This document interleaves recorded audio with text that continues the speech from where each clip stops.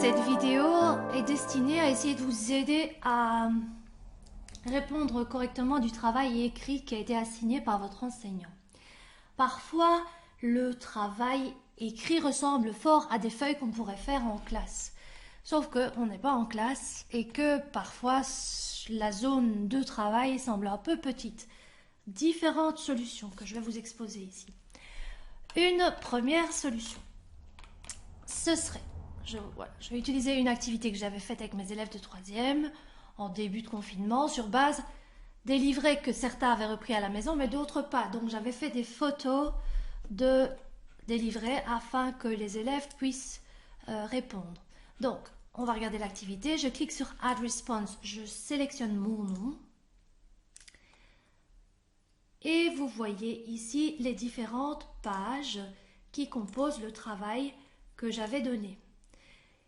On a ici en dessous différents outils afin de répondre directement sur l'ordinateur ou sur la tablette. Parfois, on pourrait se dire que la surface est trop petite pour écrire. En effet, c'est pas évident, surtout quand on utilise les outils ici à l'écran. Donc, je vais vous montrer ici au-dessous, il y a une option de zoom.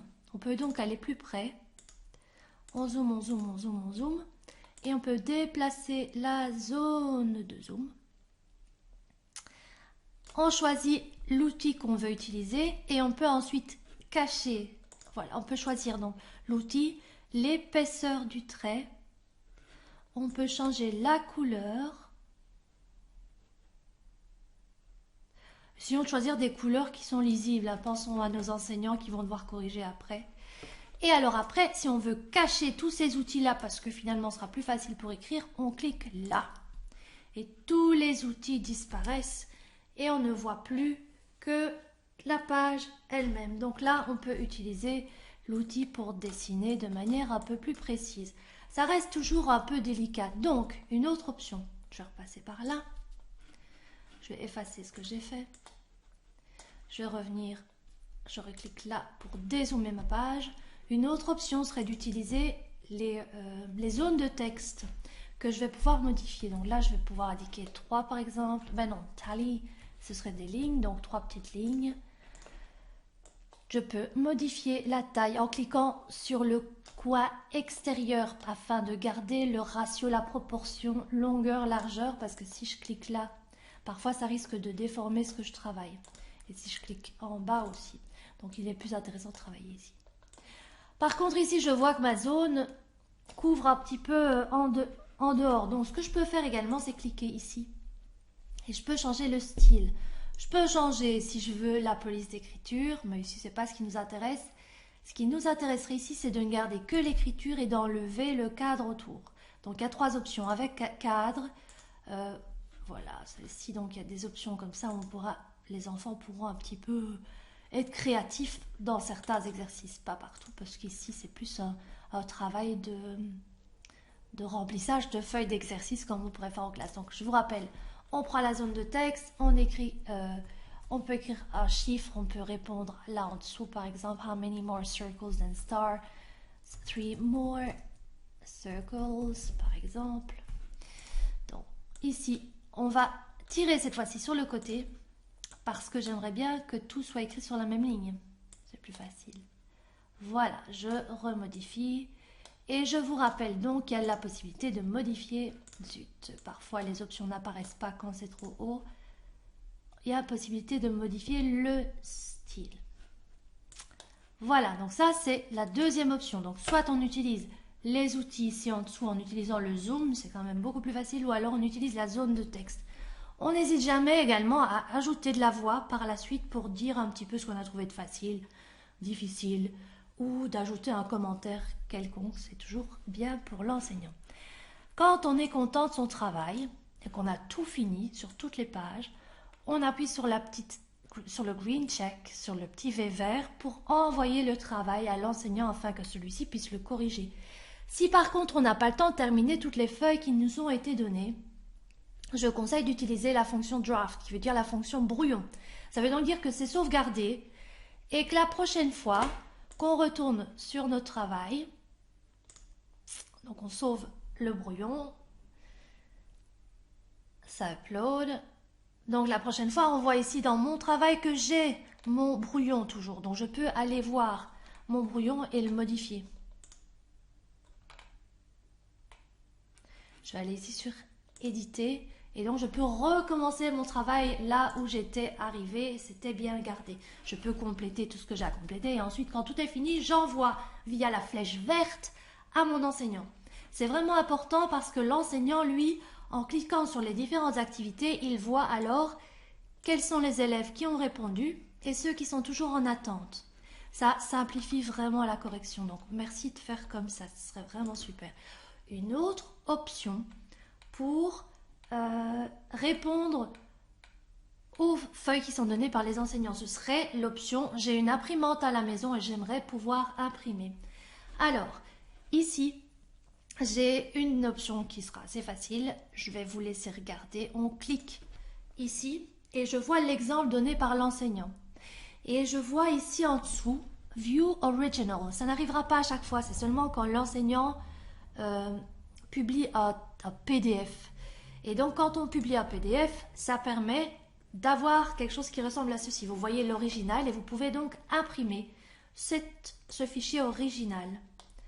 Une fois que c'est imprimé, je vais retourner de l'autre côté. Une fois que c'est imprimé, vous allez quand même répondre via le Add Response afin que l'enseignant puisse voir vraiment quels sont les enfants qui ont répondu et ceux qui n'ont pas répondu. J'avais fait une ébauche ici en dessous.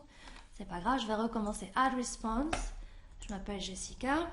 Et vu que j'ai rempli des feuilles qui ont été imprimées par mes parents, je ne vais pas répondre ici en utilisant les outils. Ce que je vais faire, c'est utiliser la fonction photo. Donc soit je vais aller, j'ai pris les photos, elles sont déjà téléchargées sur mon ordinateur. Et donc je vais aller dans Upload et je prendrai ce qu'il y a dans l'ordinateur, les images qui sont les images du travail que j'ai réalisé, ou je le fais en direct. Donc j'appuie sur photo, je prends mes feuilles d'exercice, je vais les placer dans le bon sens. Si je les mets là-dedans, ben, du coup là dans ce sens-là, il y aura beaucoup d'espace où il n'y a rien sur le côté. Je les place le plus proche possible de la zone de photo. Et pour simplifier les choses, pour prendre une photo, au lieu de cliquer sur les petits icônes, je peux appuyer sur la barre d'espace de mon ordinateur si j'utilise un ordinateur. Évidemment, quand on travaille avec tablette, c'est encore différent. Et alors ici, je vais pouvoir redimensionner ma page et également la remettre dans le bon sens. Voilà. Et donc là, ça permettra à l'enseignant de voir le travail qui aura été fait. Bon, ici, je vous ai publié le dos d'une de mes pages. C'est pas vraiment la même page, mais bon, je vous laisse découvrir par vous-même. Si vous souhaitez enlever ce qu'il y a là en dessous, c'est possible aussi. On clique sur l'image, on va sur les trois petits points, on débloque ce qui avait été donné par l'enseignant et on peut effacer. Donc, on clique dessus, on appuie sur Delete. Sur le clavier de votre ordinateur, vous devriez voir Delete quelque part. Voilà, et donc ça aussi, on peut l'enlever si on veut. On peut cliquer, hop, on clique dessus et on peut cliquer sur Delete ici aussi si on veut bouger pour qu'il n'y ait plus que notre photo qui apparaisse uniquement pour que ce soit plus facile pour notre enseignant chéri de corriger. Voilà, j'espère que toutes ces informations vous aideront à y voir un peu plus clair dans les différentes possibilités que CISO offre. Donc, voilà, il y a toujours moyen de trouver des solutions qui sont un peu plus confortables. Évidemment, on n'est pas en classe, c'est vrai que c'est pas la même chose. On fait ce qu'on peut et on essaye de rester positif en ne se mettant pas trop la pression, mais en essayant de faire au mieux. Je vous souhaite de passer une excellente journée et je vous dis à bientôt pour d'autres tutoriels. Si vous êtes intéressé, n'hésitez pas à vous abonner à ma page YouTube. Vous trouverez donc d'autres tutoriels. À bientôt. Petit ajout pour la possibilité d'impression quand ce n'est pas un fichier PDF qui a été donné par l'enseignant. Par exemple, ici, ce sont des images. Donc, ce que je vais faire, c'est que je vais cliquer sur la réponse quand même, le template ou simplement l'exemple que l'enseignant m'a donné. Je m'appelle Jessica. Ce que je vais faire ici dans ce cas-là, c'est qu'au lieu d'utiliser les différents outils, je vais essayer de créer une image nette que je puisse prendre, pour laquelle je pourrais faire une capture d'écran. Donc, je vais enlever tous les différents outils en cliquant là. Donc mon image est tout de suite un peu plus propre, il y a moins de détails dessus à imprimer. Je vais faire FN, Print Screen. Donc en bas à gauche de mon clavier d'ordinateur, j'ai un bouton qui s'appelle FN. Je pousse sur FN. En haut à droite, j'ai quelque chose PRTSC qui est Print Screen, qui me permet de faire des captures d'écran. Si vous utilisez une tablette, ce sera encore autrement. Si vous utilisez un Chromebook, ce sera encore autrement. Et si vous utilisez un ordinateur Apple, ce sera encore différent. Je suis désolée. Là, il faudra un peu faire des recherches peut-être sur YouTube pour trouver des tutoriels pour vous apprendre à faire des captures d'écran. Donc voilà, moi je vous montre vraiment avec les bases que j'utilise tous les jours. Ensuite, je vais dans mon logiciel Paint, qu'on a tous également sur les PC. C'est sur tous les PC de base, Paint. Peut-être pas sur les Chromebooks ni sur les Mac, encore une fois. Et là, on va coller l'image qu'on vient de prendre. Donc, j'utilise des raccourcis. Vous pourrez utiliser le bouton droit de ma souris et cliquer sur coller, clic. Ou alors, je fais CTRL sur mon clavier, CTRL V qui veut dire coller. Et là, j'ai mon image. Je n'ai pas besoin de tout ce qu'il y a là autour. Donc, je vais rogner l'image. Je vais vérifier que tout est bien sélectionné. Sélectionner tout. Je sélectionne toute l'image en entier. On voit qu'il y a ici la zone bleue tout autour. Effectivement, je vais pouvoir maintenant rogner.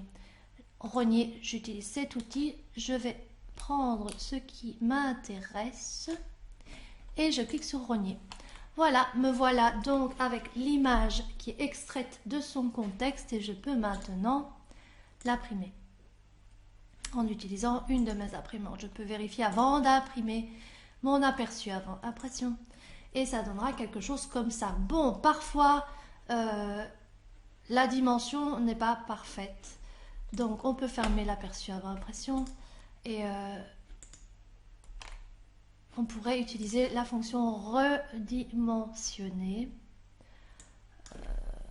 Voilà.